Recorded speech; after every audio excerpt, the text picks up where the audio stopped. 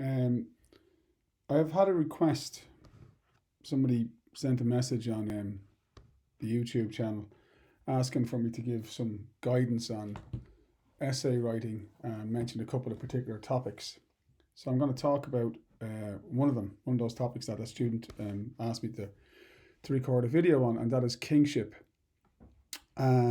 which is related to the theme of power in the play. Now, again, for those of you who are in my class, there's an essay in the pack that I gave you on this topic. So again, as I've been saying to you since September, please read those essays and familiarize yourself with those topics. But I didn't want to sit here and do a video where I just kind of read an essay. So what I did was I've structured a mind map, and I'm going to go through this as quickly as I can. It might take about 20 minutes. So I hope you find it useful. So if I was writing an essay on any Macbeth question, I'd be looking to write between, depending on the question, between 5 and 6 good points. And those points can be developed in single paragraphs, which are interconnected, or indeed in the A-B structure paragraphs that we've discussed before. Now, if I'm looking at kingship, there are particular things I'm thinking about when I'm going to write, particular things I'm expecting to see if I'm reading an essay on kingship.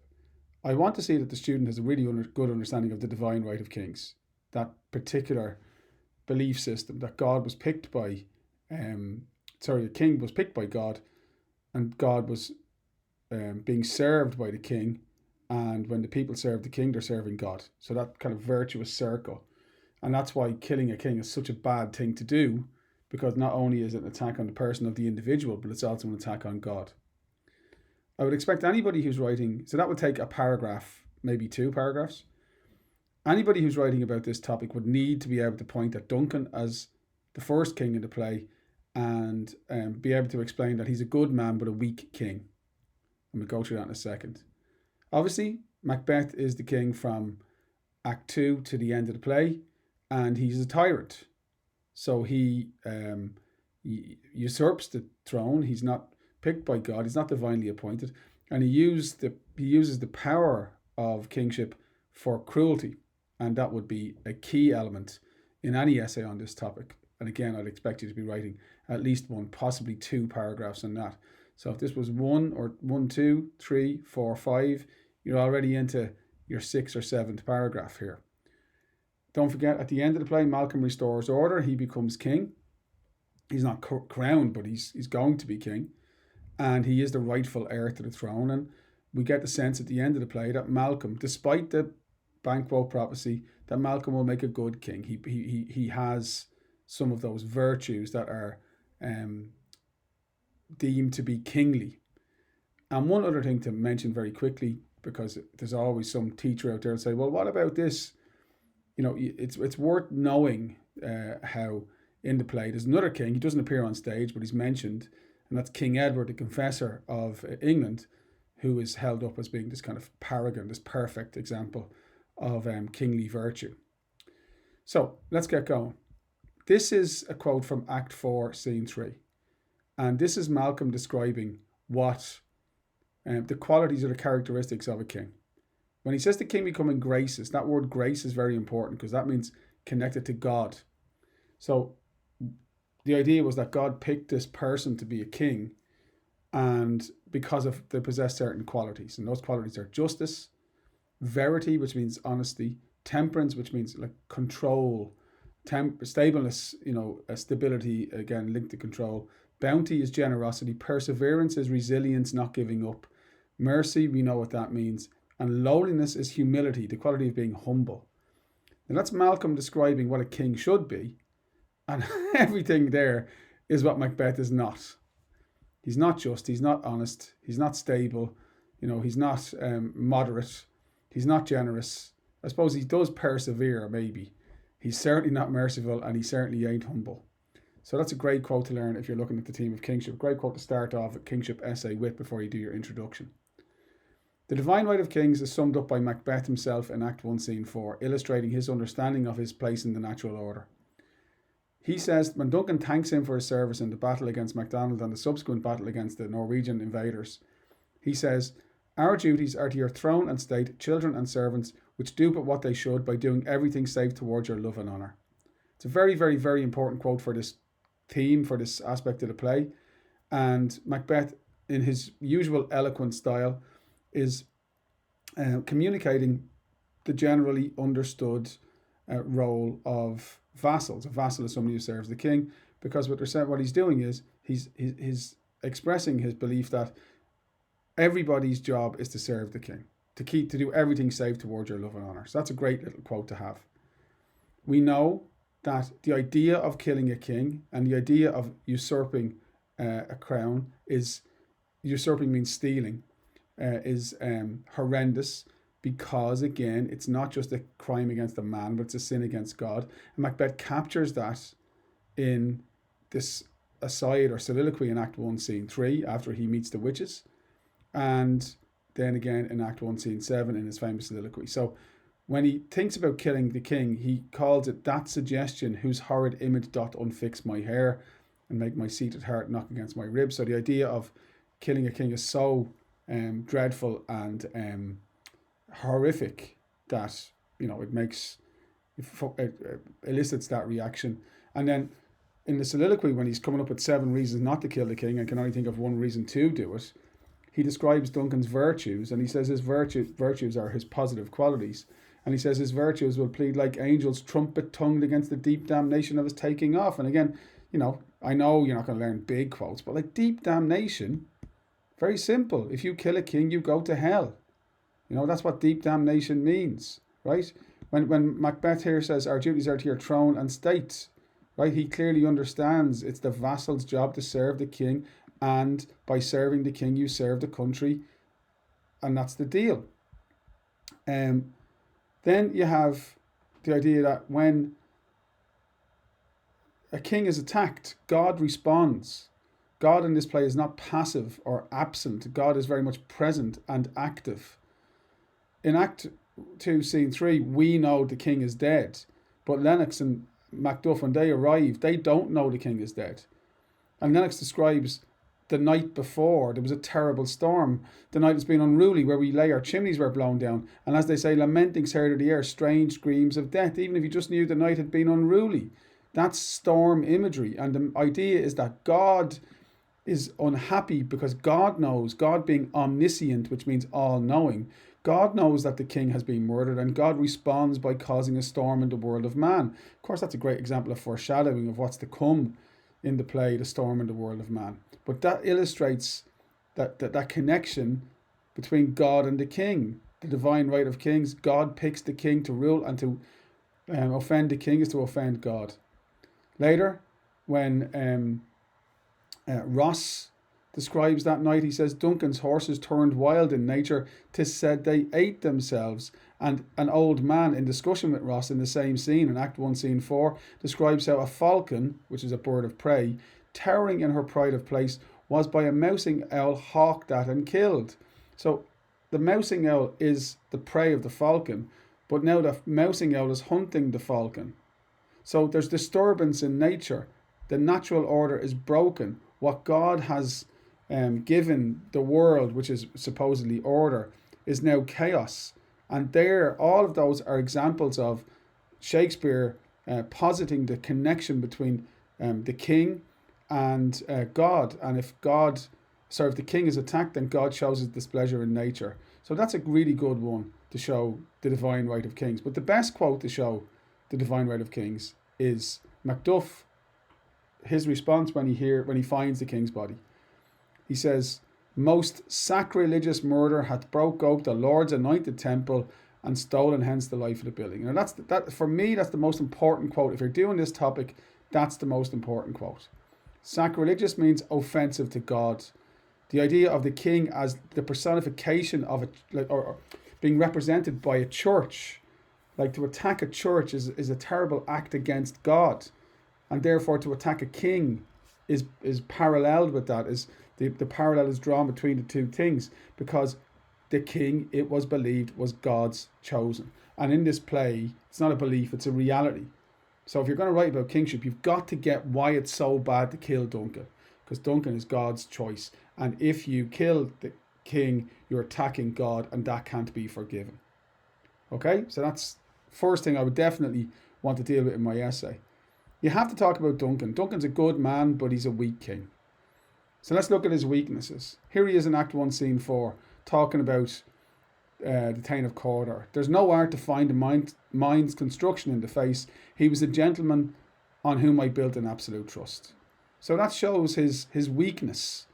He trusts people he shouldn't trust. He hasn't got good judgment. In the same way, he trusted MacDonald, who the sergeant describes in Act 1, Scene 2 as having multiplying villainies of nature. And he also trusts Macbeth, who he calls his worthiest cousin. So Duncan has poor judgment. He trusts people he shouldn't trust, and that makes him vulnerable, and that sets the wheel in motion for what happens later in the play. Duncan is a good man, but he's a weak king. Now, saying that he's weak, after the fact he can be decisive. When he finds that the Thane of Cawdor was a traitor, he says, "No more that Thane of Cawdor shall deceive our bosom interest. Go pronounce his present death, and with his former title greet Macbeth." Now that's a good quote to show how kings are supposed to rule. So there he is using his power to administer justice, but also to reward service. There's supposed to be both of those things done. Cawdor is a traitor, therefore he dies. But Macbeth is a loyal servant, and therefore he's rewarded. So there's Duncan doing what kings should do, using their power fairly. But the fact, and Duncan does show later on that he's capable of making decisions in the interests and the positive interests of the nation, when he says, "We will establish our estate upon our eldest Malcolm, whom we name hereafter the Prince of Cumberland." So there he is. He realizes that he came close to disaster with the rebellion of MacDonald. So he wants to put the line of succession in place by appointing his son Malcolm as the Prince of Cumberland. And that's not in Malcolm's interest more, but it's in the interest of the stability of the state. So he's a good man. He's poor judgment, which makes him weak, but he's a good man. He rewards service. He thinks in the interest of the nation. And then, of course, in a soliloquy in Act 1, Scene 7, Macbeth recognises Duncan's virtues. He says, "This Duncan has borne his faculties so meek, been so clear in his great office." And what he means by that is that Duncan has been a good king.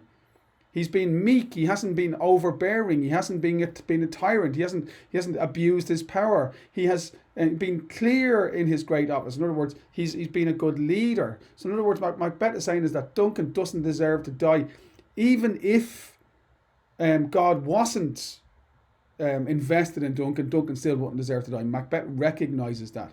So it's worthwhile writing a paragraph on Duncan as a king, fundamentally good, but fundamentally weak. And what makes him weak is he trusts people too willingly. He's not discerning enough in who he trusts, and that makes him vulnerable to betrayal from, don't forget, three people: MacDonald, the Thane of Cawdor, and Macbeth, the Thane of Glamis.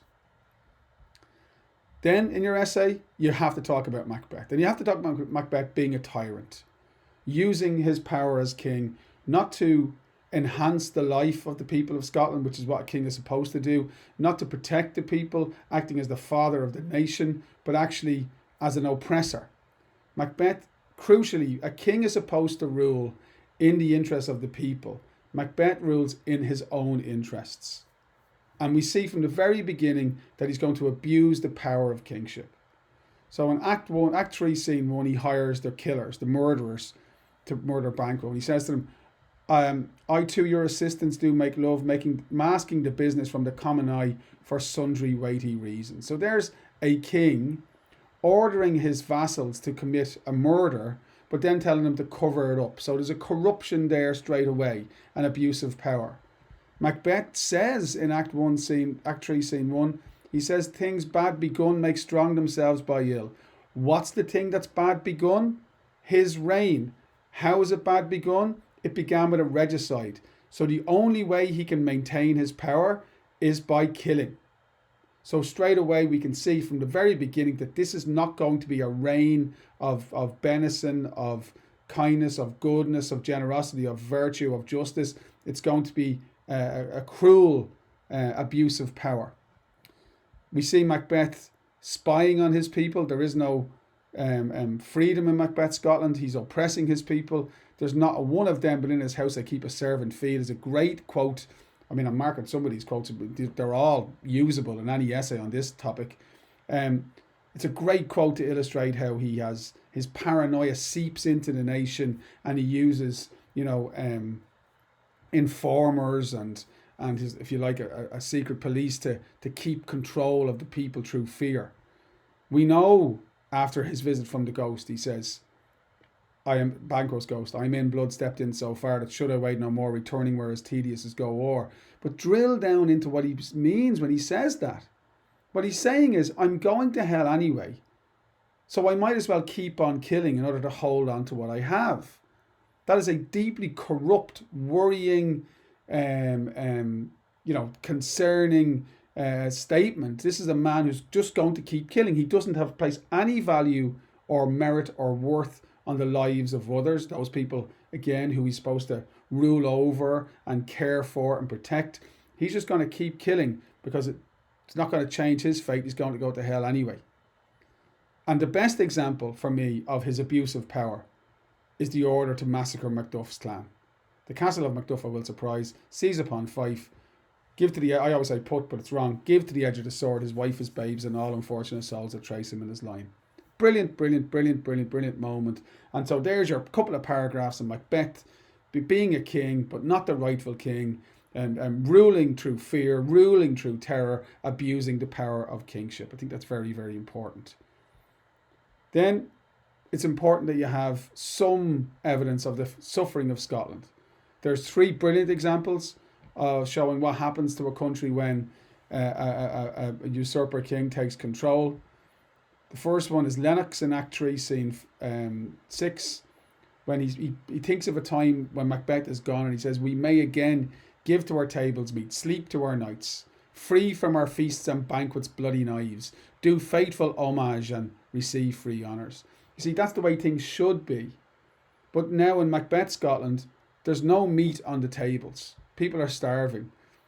There's no sleep in the night because people are afraid, they're terrified. There's no relaxation when there should be at a party, a feast and a banquet, because there's murderers everywhere. And you can't serve this king freely. In other words, if you're going to serve this king, you have to be willing to be corrupt. So this shows how wrong things can go if there's corruption at the top. And in a feudal society, the king is at the top, and if the king is corrupt, the kingdom becomes corrupted. And again, Malcolm in Act 4, Scene 3 gives beautiful and eloquent expression to the suffering of Scotland when he says, each new morn, new widows howl, new orphans cry, new sorrows strike heaven in the face. And again, that crucial image of striking heaven in the face. Macbeth's reign as king is an insult to God.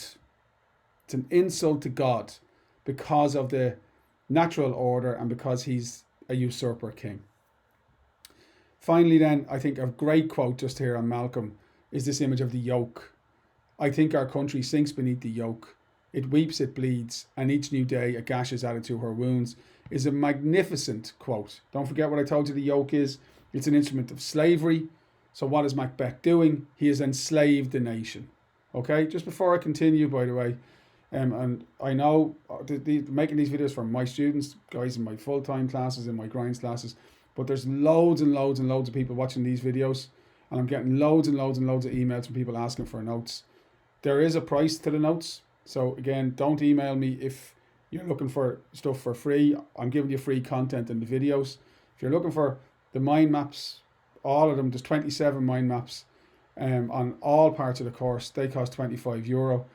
If you're looking for the Macbeth Notes Pack, which contains the act and scene summaries, all the model essays, and the mind maps on Macbeth, the specific ones on Macbeth, as well as a revision document with every quote that's important in the play, that's £25. If you're looking for both of them, it's 35 in total. If you want them, if you're interested, pmcbrunner@icloud.com. And by the way, just to say very quickly, if any of you are studying Leaving Cert history, I also have a notes pack on the topics dictatorship and democracy, and pursuit of sovereignty and impact of partition. So again, if you're looking for those, and again, they're all mind maps and model essays and stuff, just email me and we'll sort you out. Final thing very quickly, the end of the play, Malcolm becomes, well, he's going to be king. We mentioned this already. And we have to get a sense that he's going to be effective. I don't mean a good king, I mean an effective king. That's the thing about Duncan. He's a good man, but he's not an effective king. You get the sense that Malcolm will be, because he's learned from his father's errors. And there's 3 good quotes to show that. And again, you build, so that's a paragraph. You know, this is a paragraph. That's a paragraph. You see, you're talking about writing essays. Every paragraph should have its own identity, a purpose linked back to the question. So Malcolm offers hope. When he becomes king, Scotland will return to morality and decency and the rule of law. And we see his insights and his wisdoms when he says in Act 2, Scene 3, he says to his brother Donald Bain, to show an unfelt sorrow is a office the false man does easy. What is he saying? We need to get out of here because people can be pretending to be mourning our father. That's wisdom and insight. And he makes good decisions, Malcolm. He gets himself to safety at the beginning of the play after his father is killed. In Act 4, Scene 3, he recognises the power of a king can be used for ill when he challenges Macduff's loyalty by saying a good and virtuous nature may recoil in an imperial charge. That's a great quote about kingship, a great quote. And again, it comes from Malcolm, shows his insights, shows his awareness, shows his intelligence. And of course, at the end of the play, when he has gotten rid of Macbeth, dethroned Macbeth and reclaimed his birthright, he doesn't just say, right, it's mine by right. He accepts that he needed help, and he rewards those lords who've served him. And that final speech at the end, that monologue at the end, is very, very, very uplifting in the play. My thanes and kinsmen henceforth be earls, what's more to do which would be planted newly with the time. That idea of promoting these people, giving them new titles, the first earls that Scotland has ever known. It shows his wisdom. He's a leader. He has taken an army from England to Scotland. He has picked the right people to serve him, Macduff being the best example of that. And when he's won, he's generous to those who serve him. This is what kings are supposed to do. Final thing worth mentioning is this idea of the Saint King. Edward the Confessor, the King of England, don't forget, a piece of propaganda. Macbeth in many ways was a piece of propaganda where Shakespeare was ingratiating himself with the new Scottish King of England. King James VI of Scotland had become King James I of England when Shakespeare wrote this play. But it's just interesting to note this idea of kings bringing healing and succor and relief to the suffering masses. There's a very, very famous speech from, I'm not going to read it now, from Act 4, Scene 3. It's worth looking at, where Malcolm talks about Edward going around almost like Jesus in the Bible, touching people and curing them of their maladies. But the bit of that I love is this quote here: "Sundry blessings hang about his throne that speak in full of grace." And that line means that if you want proof that Edward was picked by God to rule, in other words, that he is the rightful king, he has divine right, it's all of this, all of these good things he does. So a good king, in order to prove that he's God's choice, uses his power in the interest of the people, not in the interest of himself. So there you go. I hope you found that useful, whoever sent me that message. And I have another document that I'm going to do a video on dramatic techniques in Macbeth, but I'll do that and post that shortly. Okay, so again, pmcbrunner@icloud.com if you're not in my classes and you're looking for notes. Thank you very much, guys.